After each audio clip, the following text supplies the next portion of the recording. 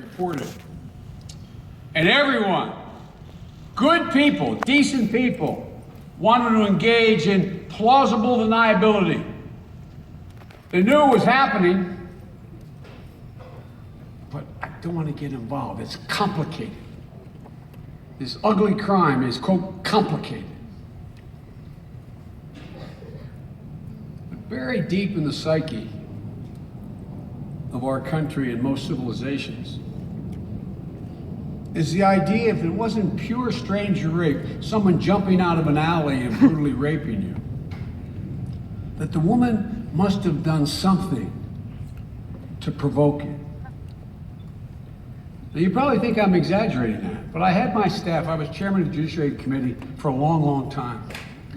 And I had 50 really brilliant lawyers working for me.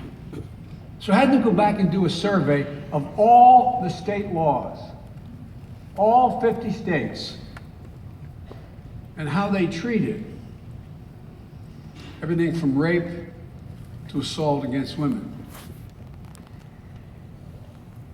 And boy, did they reflect this bias I'm talking about. For example, in my home state of Delaware, a good state, man, a state that where things work, no, they actually work pretty well.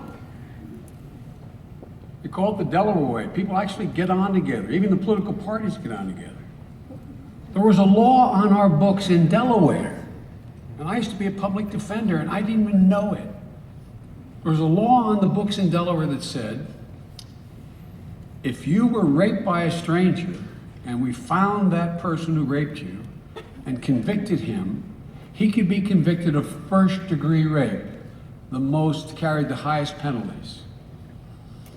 But if you went out on a date with him, or you knew him, and were equally as brutally raped and proven to be so in court, the man could not be convicted of first-degree rape, only second-degree rape. Ooh. Think about it. How could that possibly be? In Texas, I could go through and name a number of states Texas. where laws of similar nature existed. Why, what could possibly be the explanation for that? Other than there was a cultural bias that the woman must have done something to provoke this. I actually had a ridiculous psychiatrist testify before my committee and say, you know, there's a trigger in a man's brain, and once a woman trips it, he cannot be held accountable. Only one idiot said that. Okay. But you know what? No, it wasn't partisan. It really wasn't. So even though a lot of good people knew what was going on, they didn't want to get involved. Like I said, it was complicated, it was ugly.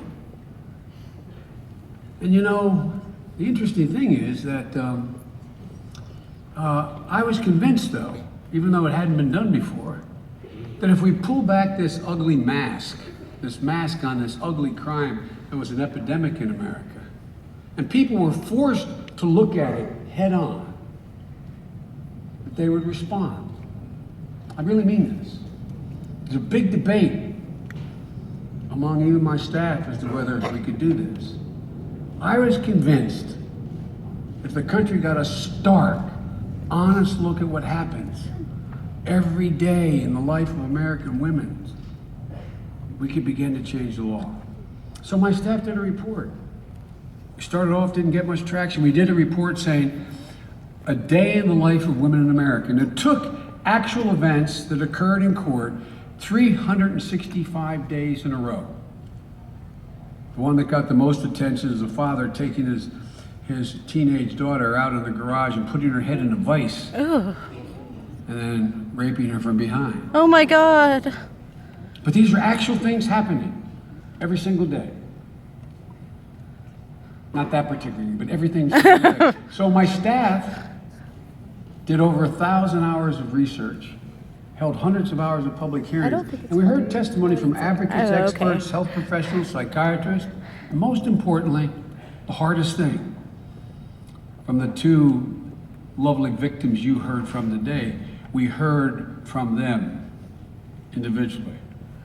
But it was very difficult to get a woman to come forward, because to testify with 2, 10, 20, 30 million people watching 22 years ago in a society that hadn't changed yet,